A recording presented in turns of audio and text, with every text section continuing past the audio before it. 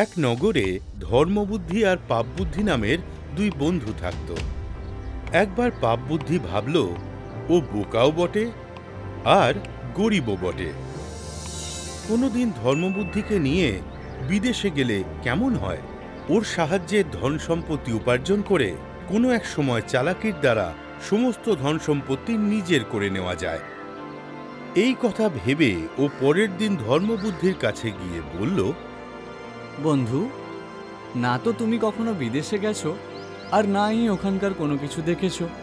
কথায় আছে যে এই পৃথিবীতে যে বিদেশ ভ্রমণ করেনি আর বাইরের দেশের সম্বন্ধে কোনো কিছু খবর রাখে না, ওর তো এই পৃথিবীতে জন্মানোটাই ব্যর্থ।